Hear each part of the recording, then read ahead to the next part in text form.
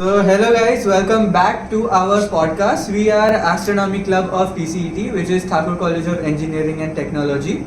Today we are back for the second podcast, our second episode, Across the Astroverse. So, I am Jay, this is Amay, and that is Aditya.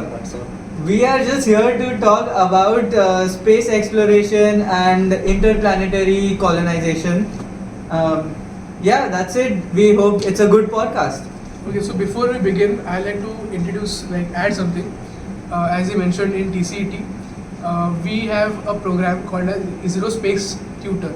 So what that basically means is that we go to schools and teach the kids for free and generate curiosity about astronomy and get them familiar with few terms like what are planets, stars, asteroids, etc.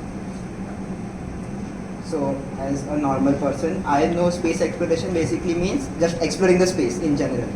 So, what is a detailed view, like exploration of space basically karta kya? Okay, so it's a good question. First, the term colonization.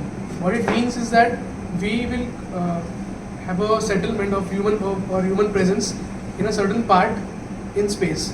So currently, for the past 20 years, we have been having a human presence in space in low Earth orbit. So what low Earth orbit means is that it's about 150 kilometers from the ground to the space, and that's where the ISS or the International Space Station sits, and that's where the astronauts from different agencies like NASA, CSA, JAXA, and Russia. So they train there and they spend their lives there. So when we talk about interplanetary colonization or something, a regular person would just be like humans going from Earth to a different planet and living over there. So what does that mean? Like, do we just go there and live there for the rest of our lives, or do astronauts just keep studying about the planet over there and what else? Okay, so in that regard, we already have a program called as Artemis program. So it is already underway. The Artemis first mission. I think the Artemis is under NASA. I've read that it is about the moon. Yeah. And so in the coming, I think, few years, there's going to be new missions. Yeah. So okay, so just to elaborate on that, the first Artemis mission has already been completed back in 2019. Okay. So that was just a technology demonstration. The second Artemis mission is due to happen next year. So I'm looking forward for that. So, I have basically no idea about Artemis mission because I was living under a rock. So, what exactly is this new Artemis mission? Okay, so the Artemis mission, the main motive of Artemis mission is to have a permanent settlement on Moon. Unlike the Apollo missions, like the back 50 years, Neil Armstrong landed in the mission. But that was basically just soft landing that to Yeah. explore and analyze the soil. Yes.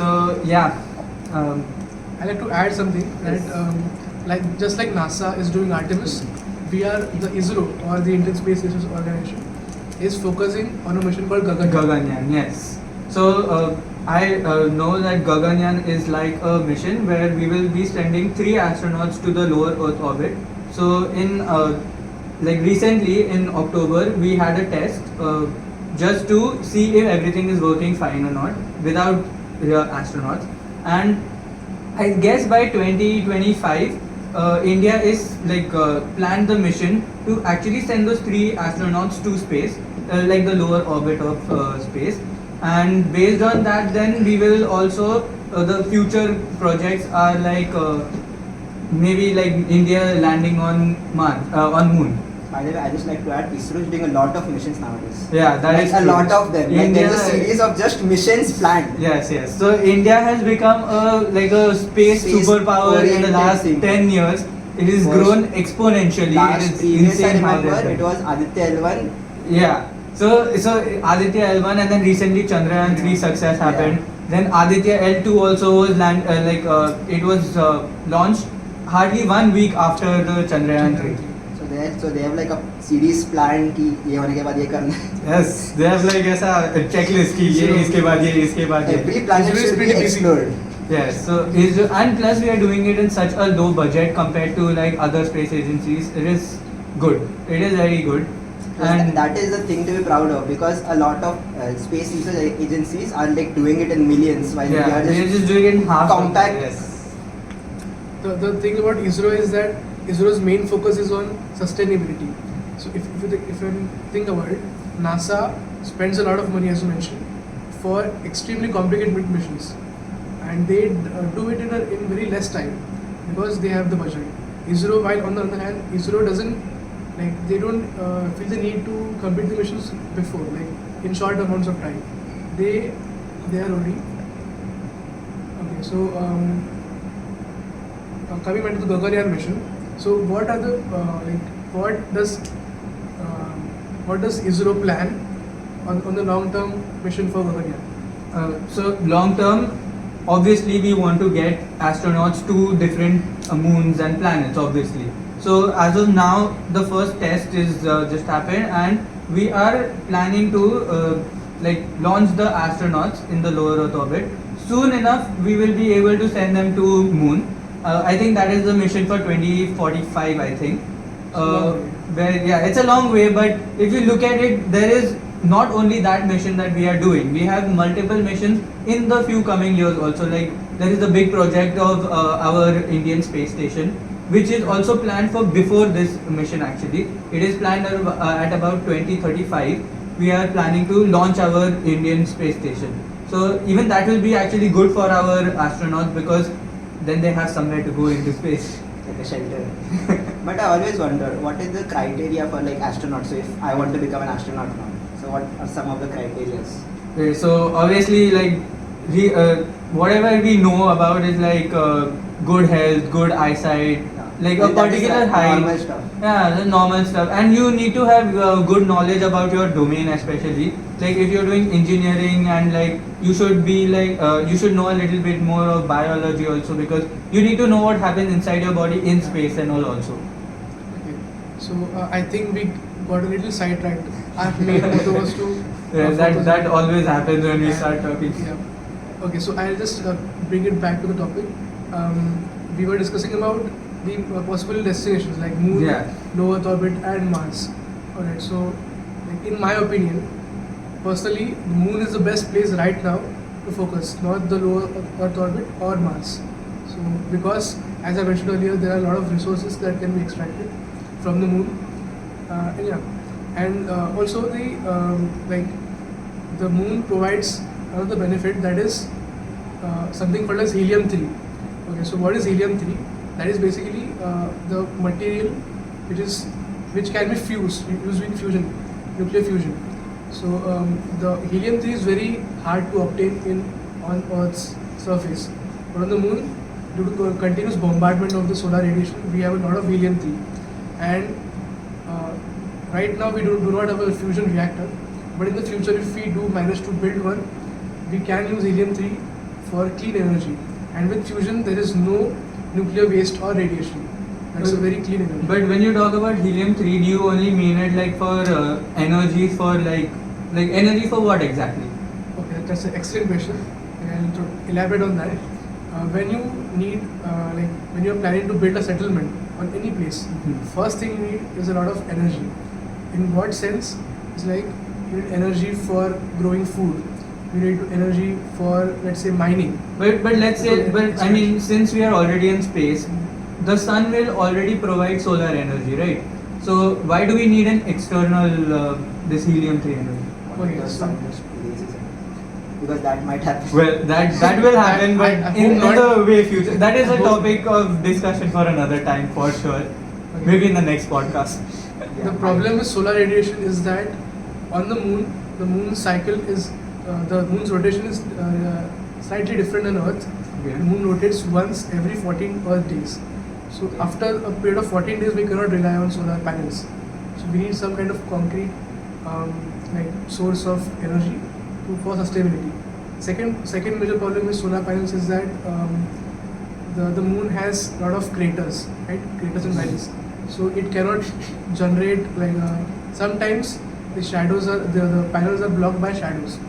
So although it's a good option for now, but in the long run, solar panel is not that efficient. Okay. Okay. So moon. So this is obviously like one possible area. Recently in the news also it had come that Venus, atmosphere of the Venus is rich in I think an element is called phosphine. Yes. Phosphine. So that is a very important element for life to like support life. So is the atmosphere of Venus also a good option for us? Yeah. And if it is, then how will we achieve that? Like, is it do we like make in Yeah. atmosphere floating Yeah. space station kind of I thing? bet ISRO has also a mission planned for Venus. We do actually, We do, right? we have do Shukraya. that. Yeah, Shukraya. See, I told you. Okay. So to answer your question, yes, Venus atmosphere is really similar to Earth's atmosphere in the sense that the gravity is almost the same as Earth, about 90% of Earth's gravity. The temperature is about 24 degrees Celsius. That's a really ideal That's temperature. not bad. That is good actually. Exactly. And Venus is notoriously famous for having a toxic environment and high Yeah. pressures. So, but at that altitude, the problems like subside. At that altitude, we do not have that kind of pressure or temperature, right? So the gas you mentioned, phosphine. Yeah. So that's a very that gas is not produced naturally. Right? In nature, you cannot find that gas. So phosphine is a technically kind of biosignature. That's the reason it has excited a lot of scientists to Yeah. explore this idea. And the fact that you mentioned that building cloud cities. Yeah, cloud cities. Yes, that's the That's a hypothetical concept that NASA has been trying to like solve. How do we build it? So Yeah. currently there are no concrete technologies to build such a city, but like we have the theoretical knowledge for it. And maybe in future. So basically, what is a cloud city? Okay, so even we don't know because it is still a theoretical hypothetical. concept. Yeah, so it is hypothetical. What anyone could assume is that there is a city which is just placed in the atmosphere and not taking support of the ground. So on Earth we have cities, they are all built from the ground, right? So we have cities which are laying the foundation of the buildings are on the ground. Now how will we make a city on Venus if there is no ground? So we cannot make it levitate like an aeroplane, right? Because aeroplanes also require fuel, they need to move from one place to another. So on Venus how will we achieve that? Maybe we have to come up with a technology which will like levitation, but maybe using maybe electromagnetic forces or maybe breaking the laws of physics if that is possible. Hopefully we get this. Yeah, so maybe usually with Okay.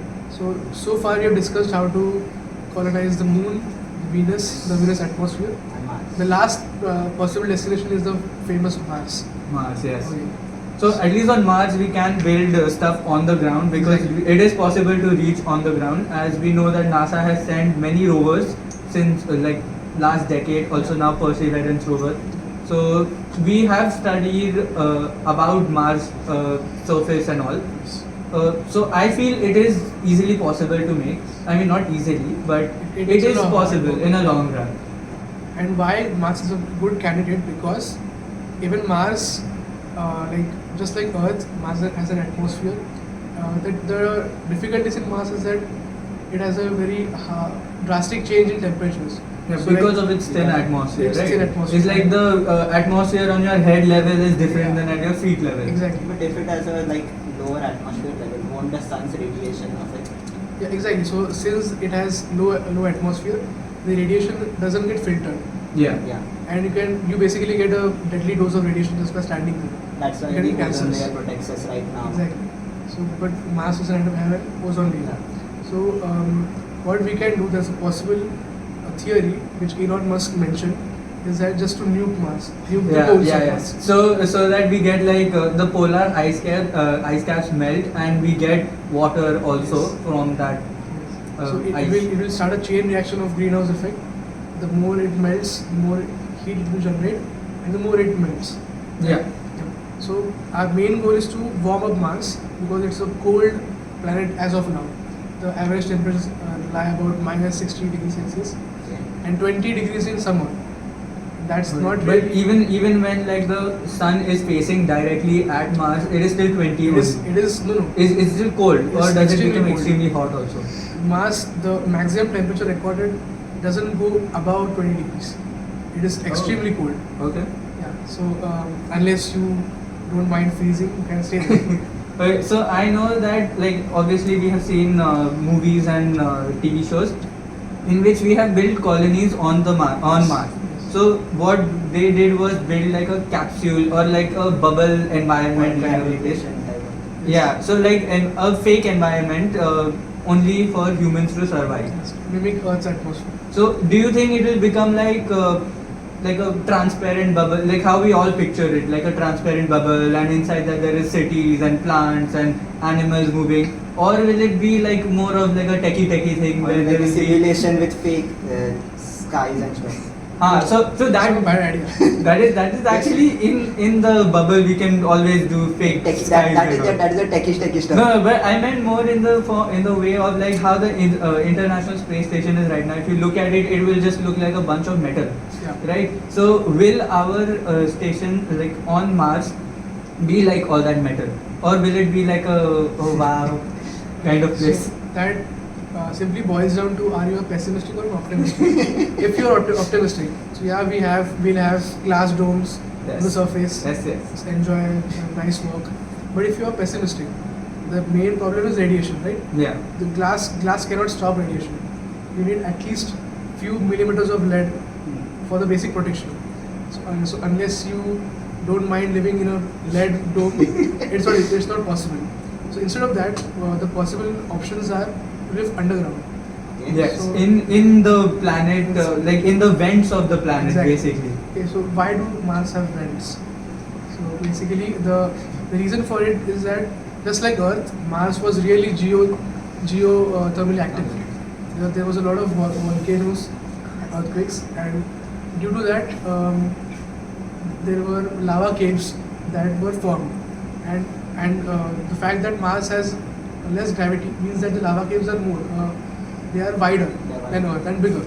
So sometimes they can even extend kilometers in length, right? So these lava tubes can sustain human presence, and they provide basic shelters like from radiation, and you can monitor the habitat's temperature and oxygen levels. Okay. I've actually seen this in a show called Mars.